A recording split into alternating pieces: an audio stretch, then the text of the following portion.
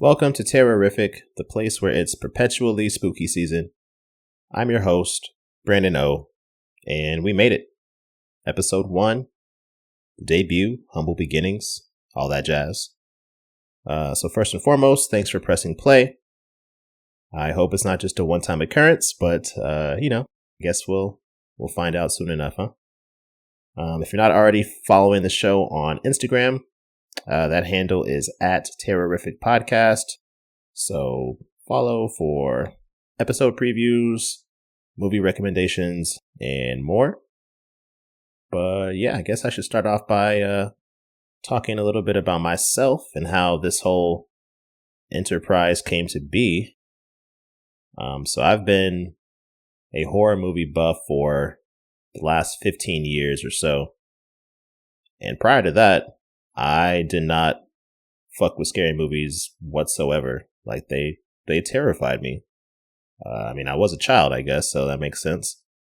But I remember being, 13, 14 maybe. And, I'm at home, I'm just channel surfing, and one of the Halloween movies was on. And I'm like, okay, let's check this out. I'm feeling brave tonight. I watched it, and it scared the shit out of me. So when I went to bed that night, I had to sleep with the light on in my room.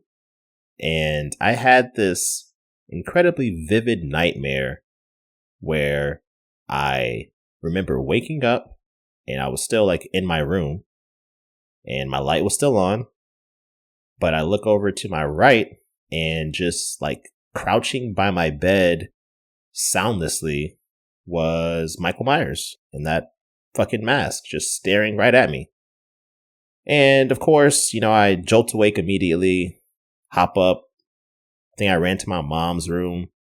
It was like, hey, I know I'm a teenager, but I'm pretty sure there's a masked killer in my room. And, obviously there wasn't. So that was a little bit embarrassing. And I avoided scary movies for years after that. It wasn't until I made my way to college, and it's freshman year, I think. We're in the dorm. It's a group of us, and someone digs up a DVD of Halloween Resurrection.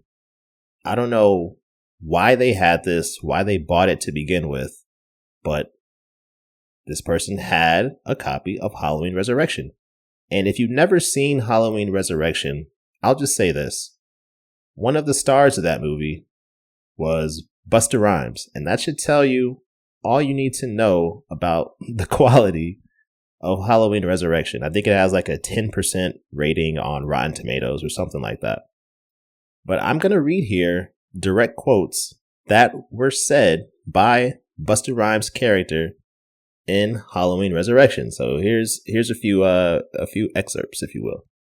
His name was Freddie Harris. That's his character's name in the movie. Here's the first one. This is on the IMDb official website. So Freddie Harris says, "Trick or treat, motherfucker." And just imagine Busta Rhymes saying that, and you have the recipe for quite an entertaining movie. But there's more. There's more. Here's another one. My personal favorite. "Looking a little crispy over there, Mikey. Like some chicken fried motherfucker. Well, may he never, ever rest in peace." Imagine Busta Rhymes calling Michael Myers a chicken fried motherfucker. And so when I watched this movie, I was like, okay, this isn't as scary as I remember it being, 5 years ago or however long it was. So thank you, Busta Rhymes, for disarming Michael Myers for me and kind of kickstarting my horror movie fandom, if you will. But around the same time, this is 2008, 2009 time frame. I was into movies in general. And so as I was watching them, I started to kind of take notes and keep in mind who the particular director was of the films that I was watching and enjoyed. So, 2008, The Dark Knight came out. So I was like, okay, Christopher Nolan, that's pretty cool. I like his stuff. What else did he make? Okay, obviously Batman Begins. So I started going back in time. I see Memento and, things of that nature, things that I'd seen before. I'm like, all right, I rock with him. Same with Quentin Tarantino. So Inglourious Basterds, when that dropped, I remember being like, okay, this is a great movie. What else did he make? I'm seeing Pulp Fiction. I'm seeing Kill Bill 1 and 2, movies that I've seen previously but never equated to being associated with a specific director. And so now I'm kind of in my cinephile phase, right? But I didn't have a horror movie director that I was checking for until 2010 comes along, and we're on campus still in college, and there's a dollar theater that was about 10 minutes down the road from campus. And so we're bored one day and we're just like, yo, let's go to the movies, dollar theater, cool. And quick sidebar, not to get all nostalgic, but the streaming era, for all of its comfort and convenience, which I love, don't get me wrong, but dollar theaters being a casualty of that is somewhat tragic. And, just they had like a certain vibe to them, a certain mystique. This is like around the time these nice theaters are starting to pop up with their leather recliners, heated seats, massagers, food service, drink service, all that good stuff. Dollar theater, you're not getting that. You're paying $1.50 for a ticket, and it's a relatively new release. It's been out for like 5-6 weeks or whatever. And not to wear like any nice clothes, because the seat that you sit in will undoubtedly smell like piss. The floor is going to be sticky with God knows what. Some combination of soda, snacks, and probably semen, if we're being completely honest. But that was part of the vibe, bro. Like you just really had to be there to really appreciate it. Anyway, so we go to the dollar theater and we watch Insidious. And this movie, I won't get too in depth about how I feel about it, because I imagine that at some point I will have a future season that focuses on Insidious. But I absolutely love that movie. And so once it was over, the credits roll and I see directed by James Wan. I'm like, okay, James Wan, here's my horror movie director. So I go home, look up his filmography. I'm like, okay, Dead Silence. I had seen that. It was okay. But then I see his very first film, his feature directorial debut, was the movie Saw. So that just felt like a very natural jump off point for this podcast. Saw obviously is a classic at this point, known most notably for its iconic villain, Jigsaw. I mean, if you're making a horror movie villain Mount Rushmore, I mean, you gotta have Freddy on there, of course. Gotta have Michael Myers on there, of course. That chicken fried motherfucker himself. Jason. And if you're going for that fourth one, I think you can make a pretty solid argument for Jigsaw going on there. But yeah, so Saw gets released in 2004. This is around the time that I had my Michael Myers nightmare, so obviously I did not watch it when it was first released. But the script was actually first written in 2001, and it was co-written by James Wan, as well as Lee Whannell, his friend and frequent collaborator. And they're both from Australia, so they were trying to get the film made in Australia, but no producers were biting. And so their agent suggested that they travel to LA, and that might improve their chances of getting someone to produce this movie. And so they do. They spend $5,000 on shooting a short film to build up the buzz and hopefully get some funding. And they screened the short at the Sundance Film Festival that year. It's a huge hit. Bidding war kicks off, and eventually Lionsgate purchases the rights to the Saw feature. And for whatever reason, they originally planned to release it direct to video, and thank God someone talked some sense into that executive to get them to, actually make a feature film release. And, the rest is history. Now, I'm a numbers guy. My background is in accounting, in finance, so I always like to see how movies perform against their budget. Saw had a budget of $1 million, and it ended up grossing about $104 million worldwide. And so that return on investment is about 10,400%. Not bad.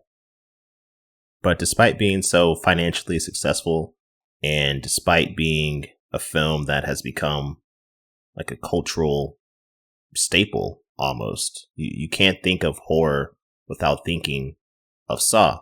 It inspired this run of imitators like the whole Hostel series and led to the creation of the term torture porn to describe this new subgenre of horror. And despite having a footprint like that, its reviews from critics are still mixed. So on Rotten Tomatoes, Saw has a critical rating of 50% approval and 84% from the audiences. And here's what the critics' consensus says. Verbatim. Saw ensnares audiences with a deceptively clever plot and a myriad of memorable, nasty set pieces, but its lofty ambitions are undercut by a nihilistic streak that feels more mean than profound. Now, I won't argue for nor against the merits of that critical consensus. This is not a film review podcast. I would, however, say that I encourage you to rewatch Saw if you haven't seen it recently, or watch it for the first time if you're new here, new to the horror game. No shame. Anyone's welcome. But just give that another watch, because I was surprised to see for myself when I rewatched this a couple of weeks ago in preparation for this episode, that the lens through which I view Jigsaw's character, his actions, and his motivations, as well as just the film in general, have changed from then till now. And I'll get into a little bit more detail later in the show. But I have some thoughts on Jigsaw's activities. And without further ado, let's get into the fun stuff. So the theme, the topic, the objective of season 1 of Terrorific is to determine which of the traps featured in Jigsaw's games is the worst of the worst.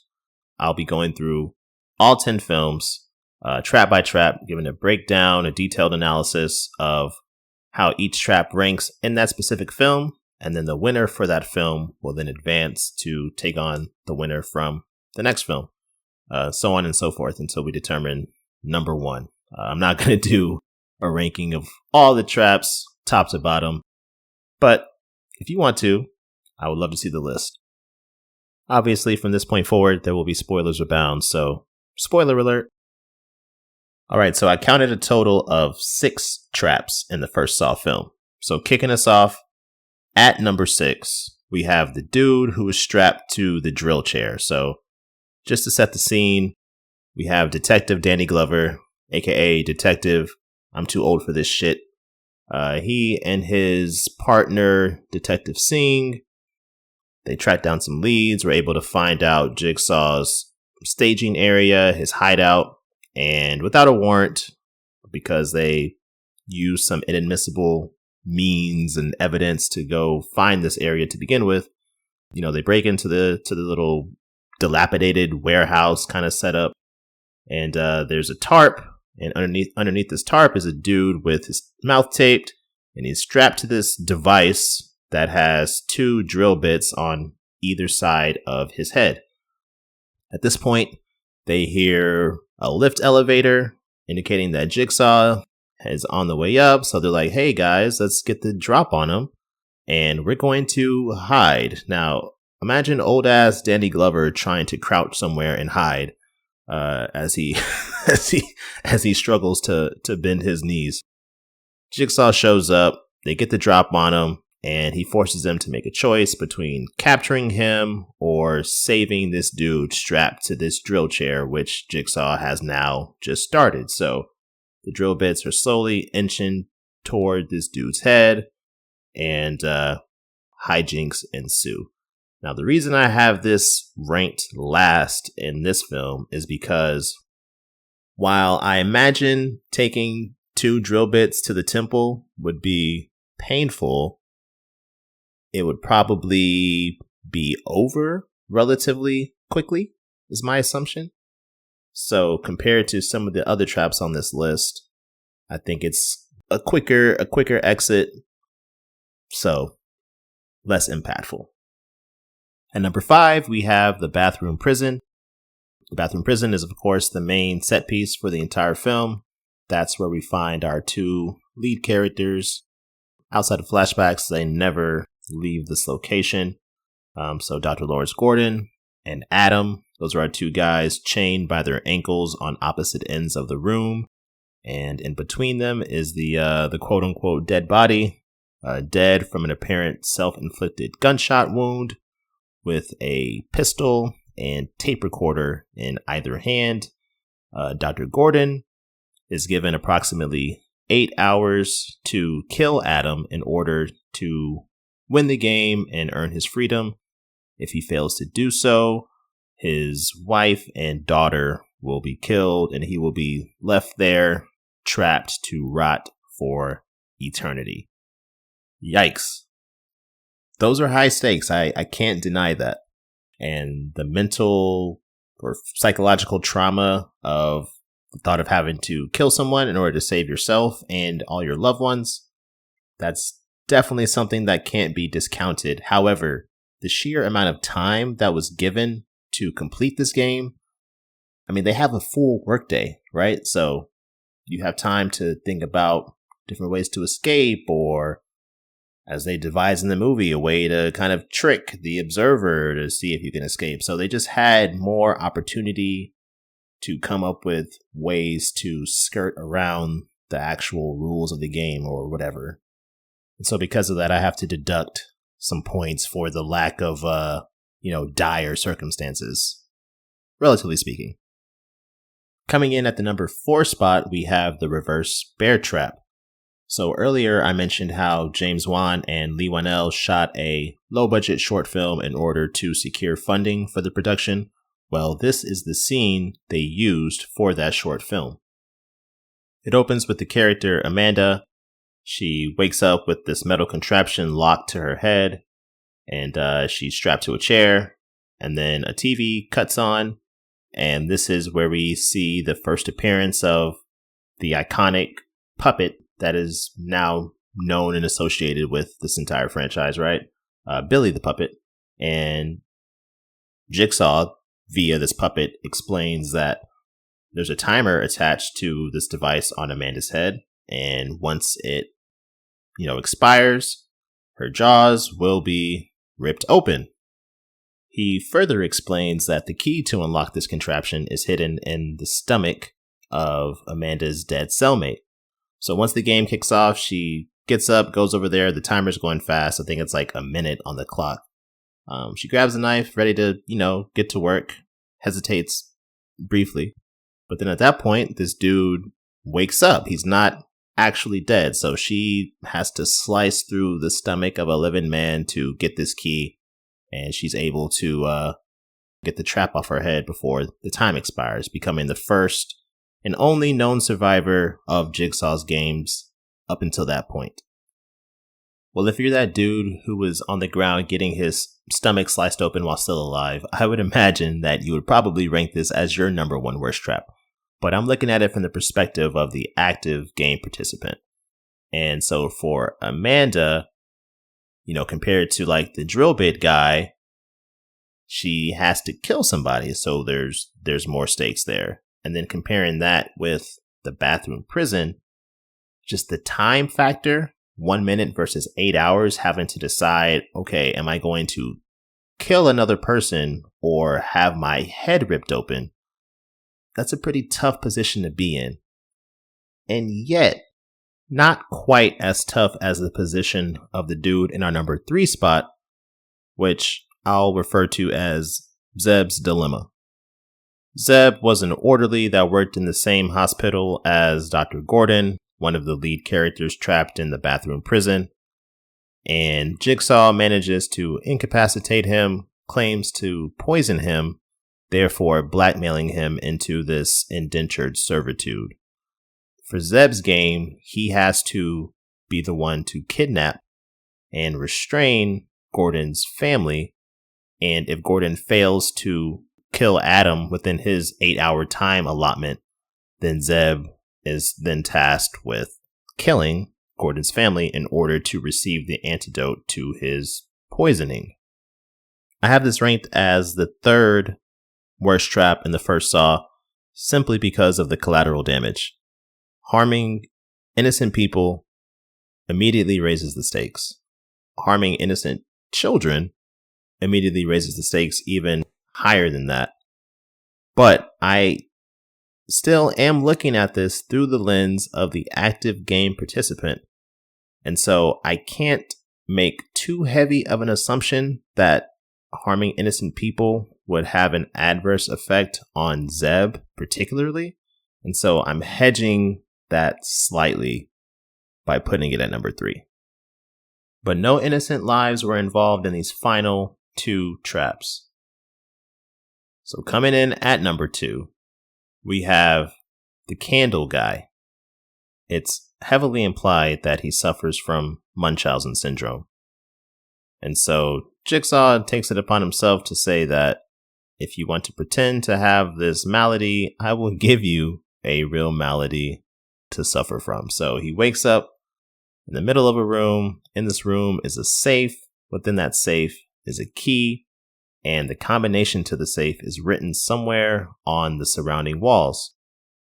He's provided a candle. All he has to do is use that candle, venture over to the walls, get the combination, enter it into the safe, and then he's free. Well, he's also covered in some sort of flammable grease. And, by the way, the entire floor is covered in broken glass.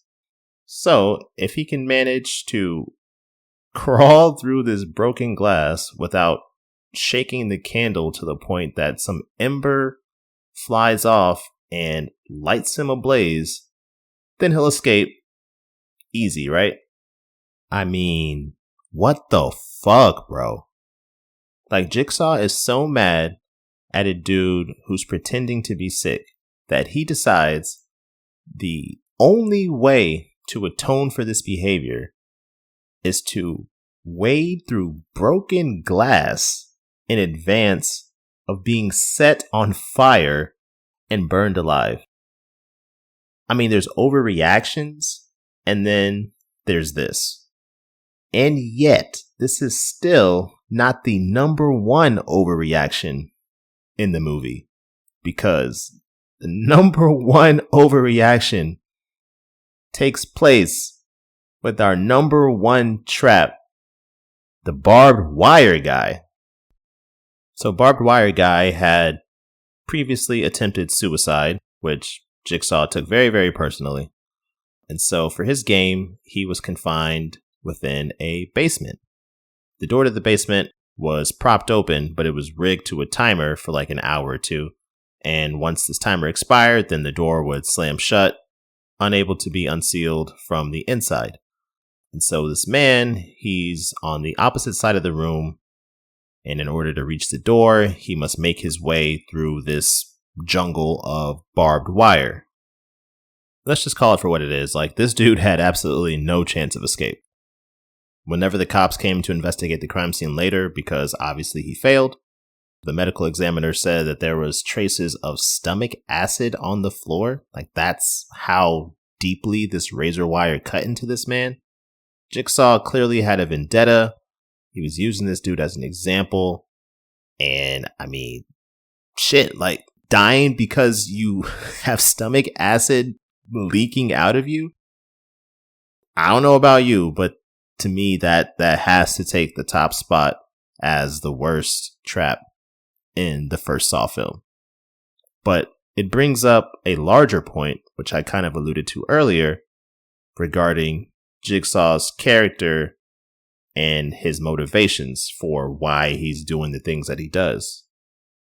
When I first watched this film, 15 years ago, I was a completely different person. I was 18, 19 years old.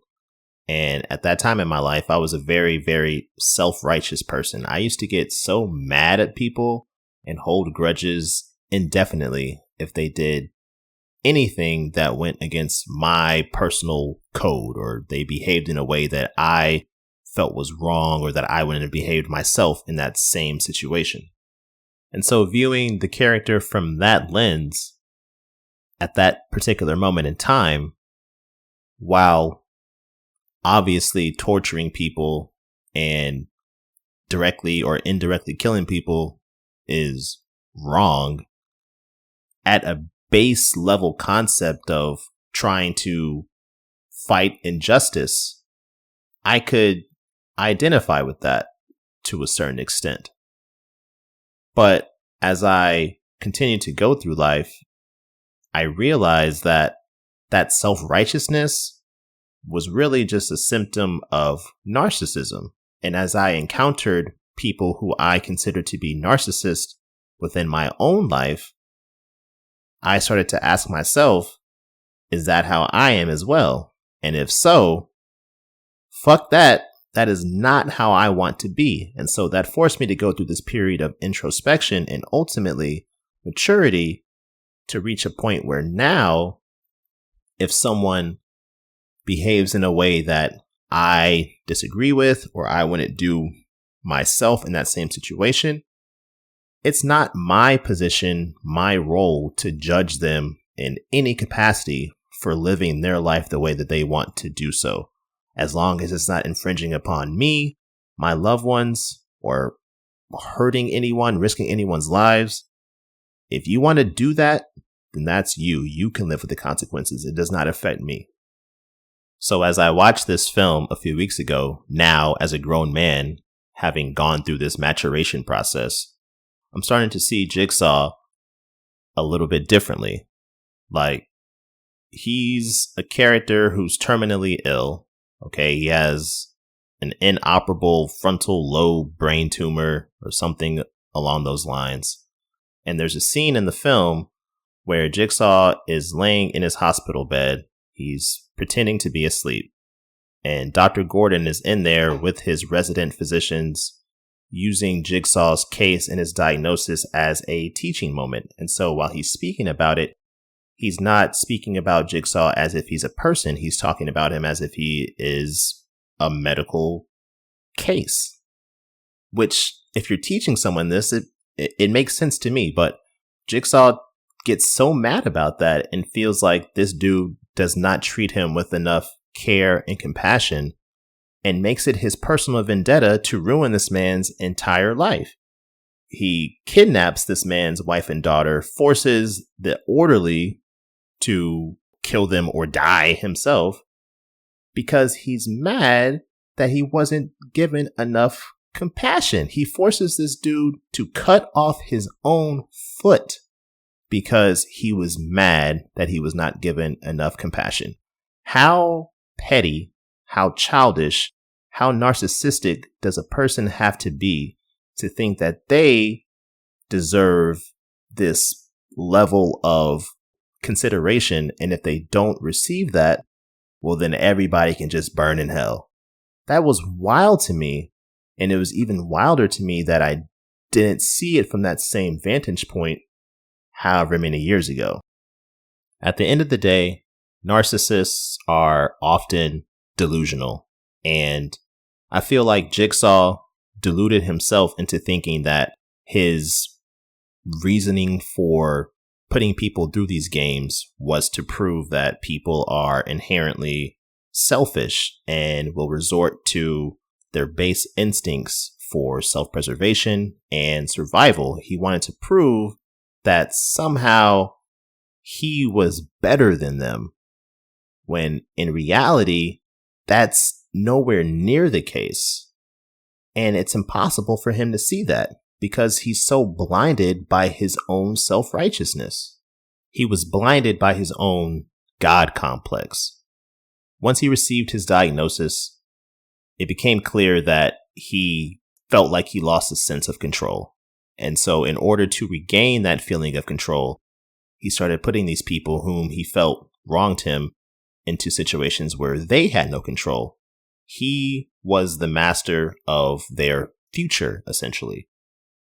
And so that helped him overcome this sense of to borrow a word from the critical consensus from earlier, the sense of nihilism, and gave him a purpose in order to kind of live out his final days. And my final point, just to put a bow on this God complex theme for right now. In the scene with the reverse bear trap, there's a shot of Amanda and the wall behind her. And on this wall is a quote. The quote reads, "If you try to keep your life for yourself, you will lose it. But if you give up your life to me, you will find true life." It flashes real quick. Blink and you miss it. I had to pause to read what it said. But this is a paraphrase quote from the Bible. Matthew 16:25. Jigsaw is literally preaching while someone is fighting for their life and determining if they have to kill someone else in order to survive. We'll stop there for now and get into that more as we progress through the franchise. Next episode, I'll be analyzing Saw 2 to determine which trap from that bunch is the worst, and the winner will be pitted against the winner from this episode, the barbed wire guy, to see which one will keep the dream alive of being named the worst trap in the entire franchise. Thank you for listening. Please subscribe if you aren't already. And if you know any other fellow horror movie lovers out there, please feel free to spread the word. And remember, always keep it spooky.